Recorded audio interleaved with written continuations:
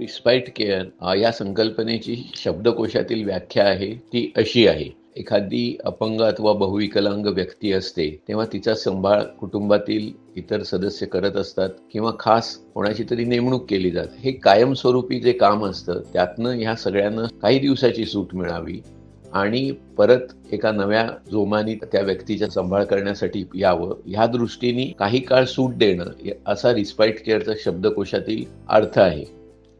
सोबतीने या अर्थाला एक व्यापक परिमाण देण्याचा निर्णय घेतला. आम्ही सारे पालक आता आमची वय वाढतायत, आमच्या मुलांचीही वय वाढतायत. एक टप्पा असा येईल की जेव्हा आम्ही नसू आणि ही मुलं असतील तेव्हा त्यांचं काय करायचं हा प्रश्न आम्हा सर्व पालकांच्या मनात कायम घर करून राहिलेला असतो. अशी एक कुठली तरी व्यवस्था उभी करावी का याचा विचार सुरू केला की जिथे या मुलांना त्यांच्या ज्या काही मर्यादित क्षमता आहेत त्या जास्तीत जास्त वापरण्याच्या दृष्टीने प्रशिक्षित केलं जाईल आणि त्यांना कायमस्वरूपी तिथे राहण्याची जर वेळ आली तर त्या दृष्टीने एक पायाभूत संस्थात्मक यंत्रणा उभी करण्याचा विचार आम्ही सुरू केला. आणि हे सुद्धा आम्ही करताना कार्यपद्धती अशी ठेवायची असं ठरवलं की सोमवार ते शुक्रवार मुलं येऊन राहतील आणि शुक्रवारी संध्याकाळी ती परत आपापल्या कुटुंबात जातील. जोपर्यंत त्यांची कुटुंबात काळजी घेण्यासारखी परिस्थिती आहे तोपर्यंत ही मुलं कायम शनिवार रविवार कुटुंबात राहायला जातील आणि सोमवारी परत ह्या इथे निवासी व्यवसाय प्रशिक्षण केंद्रात येतील.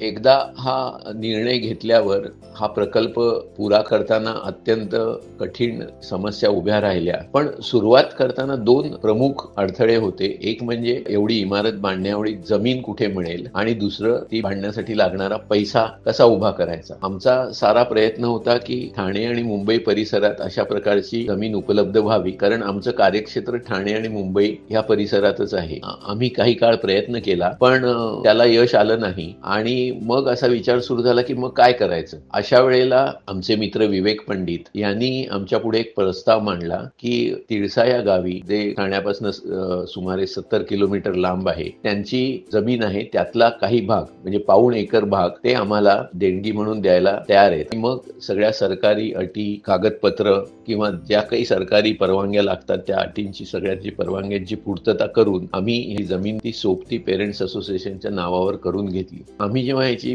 पैसा कसा जमवायचा याचा विचार सुरू केला तेव्हा आम्हालाही हा म्हणजे अडचणीचा मोठा डोंगरच दिसत होता. पण आम्ही तो डोंगर हळूहळू चढायला सुरुवात केली तेव्हा असं आमच्या लक्षात आलं की आम्हाला मदत देणारे असंख्य हात समाजातनं पुढे येत आहेत आणि ते समाजाच्या वेगवेगळ्या स्तरातले होते. आणि हे असंख्य हात पुढे यायला लागल्यावर आमची हा अडचणीचा डोंगर ओलांडण्याचं काम टप्प्याटप्प्याने सुलभ होत गेलं, सोपं होत गेलं आणि आज आपण ह्या टप्प्यावर येऊन पोहोचलेलो आहोत आणि इमारत इथे उभी राहू शकलेली आहे. आपण या इमारतीच्या आता पोर्च मध्ये उभं राहिलेलो आहोत. ह्या इमारती शिरण्यासाठी इथे पायऱ्या नाही, इथे एक हलकासा चढ आहे आणि ह्या चढावरनं जसं आपण सारे डोळस माणसं चढू शकू तशी अंध मुलंही आमची चढू शकतील. आणि शिवाय जी आमची अंध असलेली बहुविकलांग मुलं व्हीलचेअरवर आहेत त्यांना नेण्यासाठी सुद्धा एक असा स्लोप मुद्दामून तयार केलेला आहे. आपण आता या दरवाज्यात आत गेल्यावर आपल्या पुढे तुम्हाला दिसेल की एक विस्तीर्ण हॉल आहे, एक मोकळी जागा आहे. ही आमची वर्किंग एरिया असणार आहे. आता सध्या आम्ही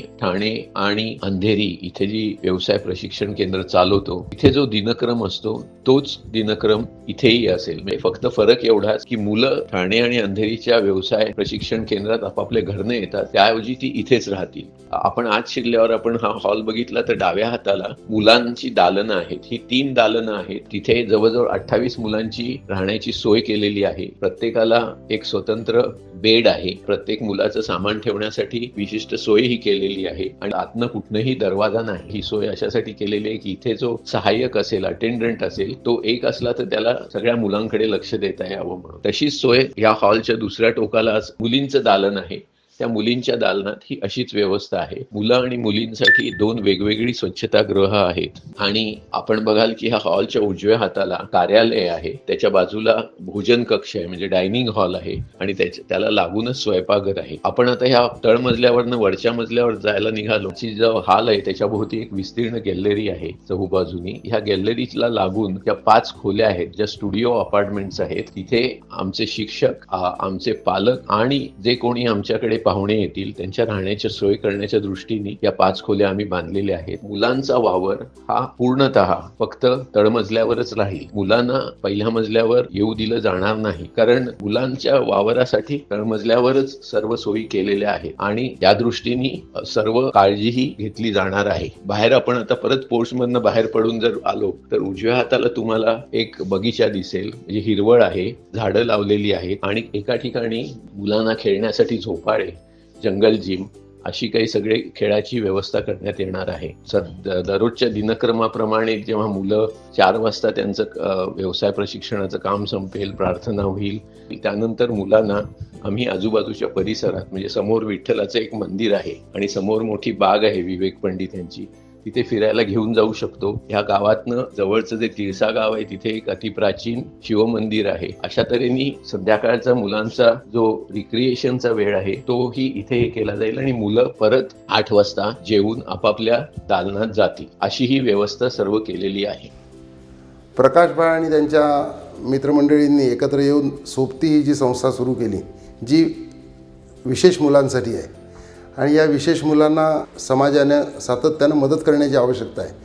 मी आमदार असताना त्यांना जागा मिळावी म्हणून मुंबईमध्ये, नव्या मुंबईमध्ये ज्या ज्या ठिकाणी जाता येईल त्या सर्व ठिकाणी त्यांच्यासोबत गेलो. परंतु लक्षात असं आलं की समाजामध्ये सामाजिक बांधिलकी मानणारे जसे आहेत तसेच अशा कामाला मदत केली पाहिजे असं मानणारे राजकीय नेते दुर्दैवाने कमी कमी होत चाललेत, हा माझा अनुभव होता.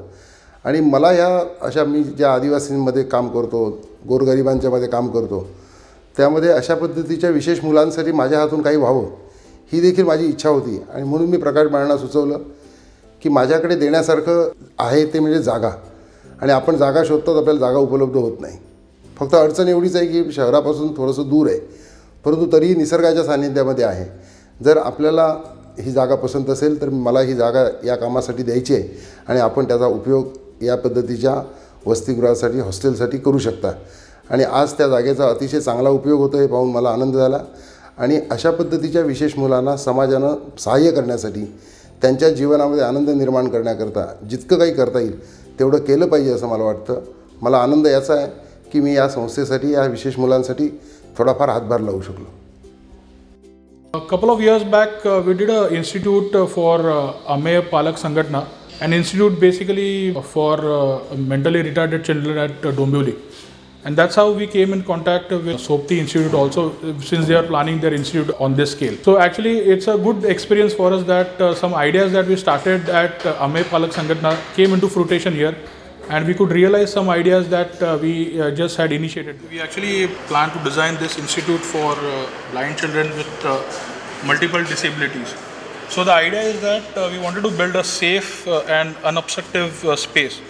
So what we wanted to do was that we started with the idea of a central space, which is an open, huge, airy space, which has got a lot of positive energy, and the rest of the institute is actually built around this space. So the idea is basically we build an institute with spaces that flow into each other without any obstructions of walls, and all these facilities actually pour out into the central open area. So again, the idea is that the flooring of this and the levels of this is maintained at one level, so that when the children are walking or being inside the institute, there is no obstruction as such. Also in terms of security, the entire institute, although it is open from inside, we just have one single gate, so there is one point of entry and egress, thereby maintaining a safe institute, even although while maintaining an open institute all the while. The second aspect of the design is actually the caregivers. So what we thought was that in terms of the section, if this is the part where the students will be there, the children will be here, we wanted the caretakers actually to be at a different level. So what we did was that we built a caretaker facility at a different level, which is covered by a roof, and actually all the while the caregivers are monitoring the institute, monitoring the children without being physically there. So I think that was the second idea of this facility. The third idea that we go into is basically these parts, which are actually the dormitories or the classrooms.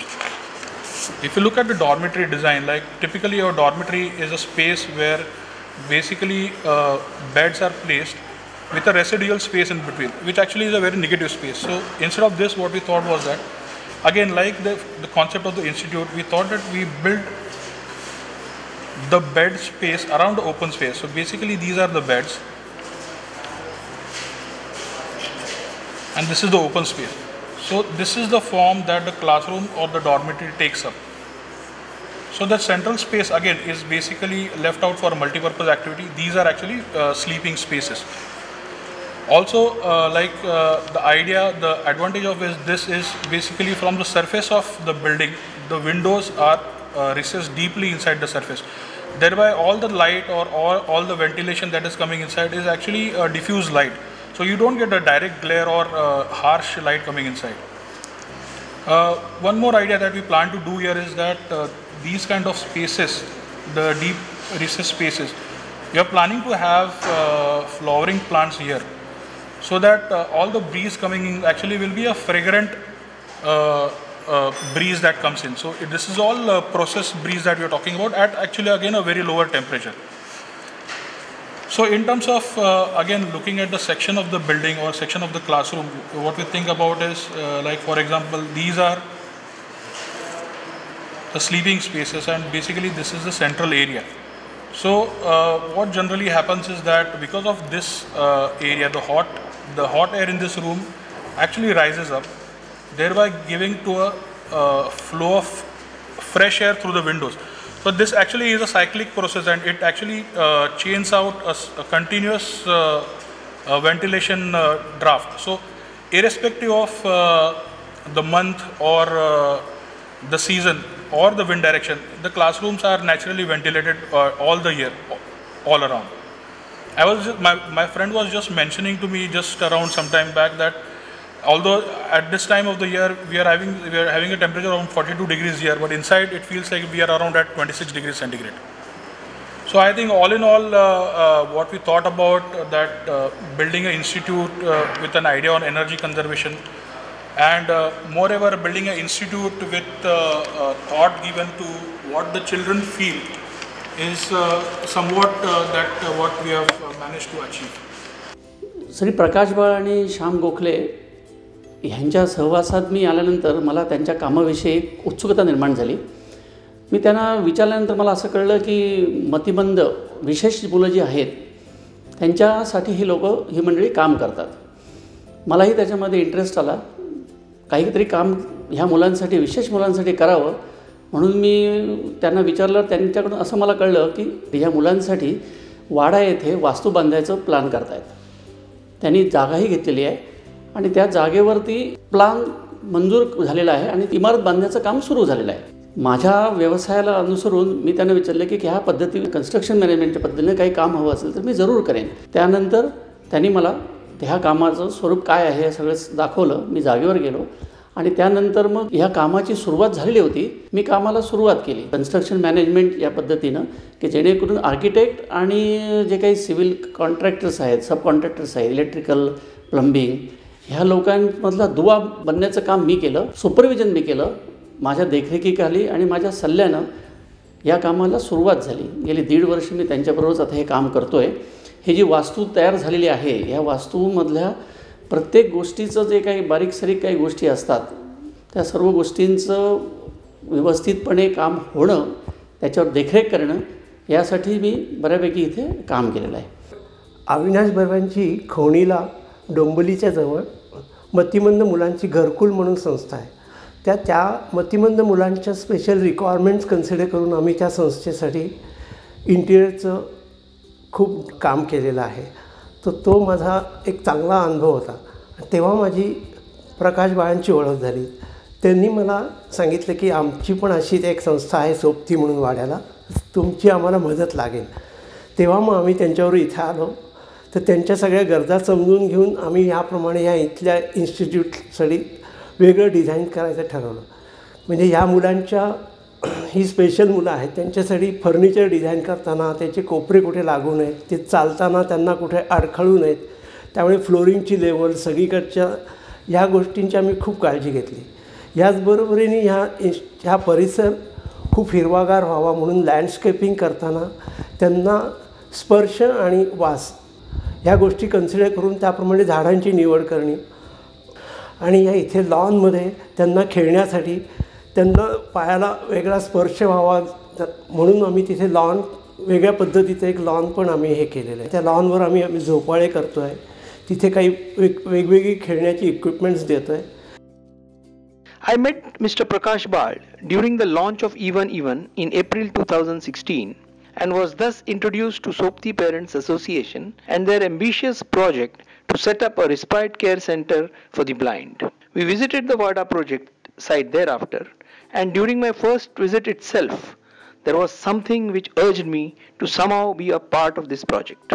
In a donation-based ecosystem, it is relatively easy to obtain funds for capital assets, but extremely difficult to obtain funds to meet day-to-day operations. I realized that we had to design a system which was sustainable, robust, and whose monthly operating costs were low. I therefore decided to focus on making the center sustainable and self-reliant. As we are all aware that good potable water is one of the most scarce resources on earth. It is therefore very essential to save, conserve, and reduce wastage of water. The site here has 2 borewells. However, the water in these borewells dries up by March, and thereafter there is no water in these borewells till June or July. We built a network of underground pipes which captured all the rain falling on the terraces and ground runoff water and collected it in a percolation pit. From this pit, the collected rainwater was filtered and discharged into the subsoil, very close to the existing borewell. With this, we expect the water table to gradually rise, and in a couple of years, the borewell water would be available to the building almost all year round. Once the borewell water lasts all year round, our dependency on external water supply will be almost nil. This was our first step towards sustainability and self-reliance. Power supply in this area is not stable, and there are periods when there are power outages, especially on Fridays. Recently in 2015, the Maharashtra government has allowed net metering in private buildings using solar PV modules. Hence we decided to provide solar photovoltaic system of 26 kilowatt with net metering as a backup to the MSEB supply. In net metering, during day the solar PV generates electricity which meets the demands of the center. Surplus solar power generated will be uploaded to the MSEB grid. At night, when there is no sun, all needs will be met by the grid. The benefit of this mechanism is that we are charged only for the net usage, that is consumption from the grid, less energy uploaded to the grid.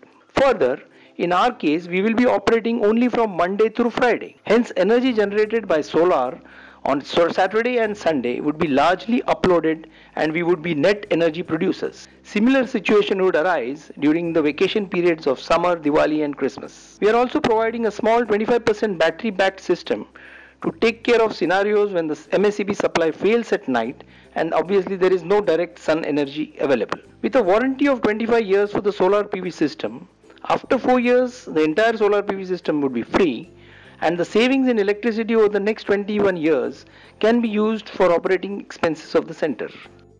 Instead of providing electric geysers in all toilets and kitchen, we decided to install solar water heaters to provide hot water for the residents of the center. We have installed CCTV cameras at strategic locations around the center to provide a reliable security system. The feed from these cameras would be available to all parents and Sopti's office bearers on their mobiles and laptops to help them remotely monitor the activities of the center. The children would be spending majority of their time doing various activities in the large atrium or courtyard. Although the center has been designed for natural ventilation, you would still need fans to circulate air. Because the ceiling height is more than 24 feet, it is not possible to provide conventional ceiling fans. Large air circulation fans would have been required. These fans are very noisy, energy guzzlers, and would always have a heavy gust of airflow which would blow away light materials. This would be very inconvenient and a big problem when children are involved in making jewelry. Hence, we decided to install very energy efficient 24-hour rated high volume low speed, that is HVLS fans, which rotate very slowly and air movement is gentle. This provides comfort without the inconvenience of light objects flying all over. Generally या ग्रामीण भागातले जे engineers आहेत त्या इंजिनियर्सची quality आणि इथले contractor हे साधारण सेम. आणि झालं काय, आता कॉन्ट्रॅक्टर इथला आणि इंजिनियर तिकडचे, आणि हे सगळं काम करत असताना असं लक्षात यायला लागलं पहिल्या 2-3 महिन्यातच की आपण ज्या पद्धतीने काम करतो त्या बाबतीत प्रणय सर जे डिझाईन लॅबवाले जे आहेत ते अजिबात एक्सक्यूज करत नव्हते. जसं परफेक्शन पाहिजे तसं त्यांना परफेक्शन अपेक्षित आपण लगेच देऊ शकत नव्हतं. ठरवलं की आता आपल्याला पण अभ्यास करणं गरजेचं आहे, कारण ही वास्तू बांधणं ही आपल्या इकडच्या माणसांच्या किंवा इंजिनियरची क्षमता नाही आहे, आणि आपण त्या पद्धतीने जर तयार झालो नाही तर आपण ते करू शकत नाही. मग मी स्वतःला थोडासा म्हणजे डेव्हलप करायचा प्रयत्न केला. मी 100% कमर्शियल या पद्धतीने हे करत गेलेलो होतो. पण ज्यावेळेस असं कळायला लागलं की बाबा ही बहुविकलांग मुलांसाठी वास्तू तयार होते, आणि विवेक पंडितांसारखी व्यक्ती जर यांना जर म्हणजे जागा जर डोनेट करून देऊ शकते, कशाळकर साहेबांसारखा माणूस जर इथे त्यांचा वेळ देऊ शकतो, प्रणय सरांसारखी माणसं विदाऊट म्हणजे पे जर सेवा करू शकतात, तर आपण आत्ता हा जो व्यावसायिक केलेला आहे, तर मी असं ठरवलं याच्यापुढे की मी आणि माझी मिसेस याच्यापुढे आम्हाला महिन्यातून जेवढे दिवस ह्या संस्थेसाठी काम करता येईल तेवढे दिवस काम करायचा मी म्हणजे असा संकल्प केलेला आहे. अक्षरशः असंख्य लोकांनी पुढे येऊन जो हातभार लावला त्याबद्दल सोबती पालक संघटनेच्या सर्व सदस्यांच्या मनात अपार अशी कृतज्ञतेची भावना आहे. समाजातल्या सर्व थरातील लोकांनी आम्हाला पाठबळ दिलं. या पाठबळाशिवाय सोबतीची गेल्या 14 वर्षातली वाटचाल पुरीच होऊ शकली नसती, आणि ह्या टप्प्यापर्यंत आम्ही येऊन पोचलो ते केवळ हे जे लोकांचं पाठबळ होतं त्यामुळेच हे शक्य झालेलं आहे. आणि ह्याच प्रेरणेमुळे आमच्या मुलांना कायमस्वरूपी एक संस्थात्मक आधार उभा करण्याची आमची संकल्पना मूर्त स्वरूपात आज आलेली आहे. त्यामुळे मी शेवटी आमच्या संघटनेच्या वतीने मी आभार मानतो.